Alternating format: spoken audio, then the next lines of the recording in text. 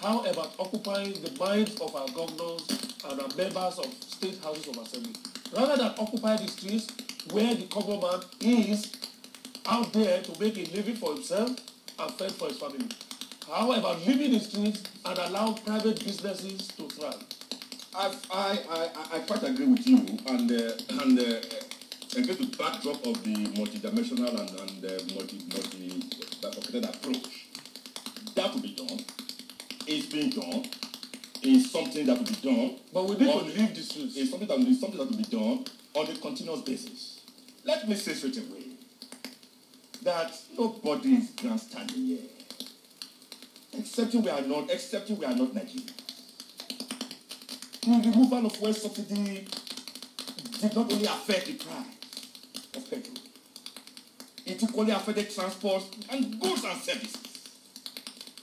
In a country where 18,000 naira is the minimum wage, a wage that is a slave wage, in a country where even the so-called 18,000 minimum wage has not been paid by some states in the Federal Republic of Nigeria, and Nigerians are out to say enough of this Sisyphean tragedy, and are being told here that Nigerians are grandstanding.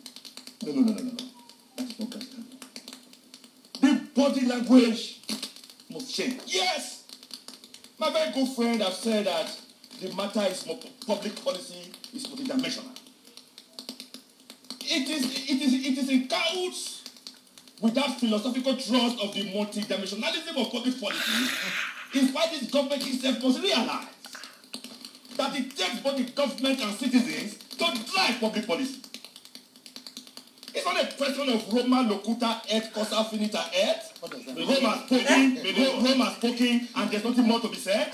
Roma locuta et cosa finita et. That's not public policy. So that will be a synergy between government and citizens. But can we build that synergy on the streets? You know, the great thing about sitting beside Patrick is sometimes you feel the Holy Spirit is there.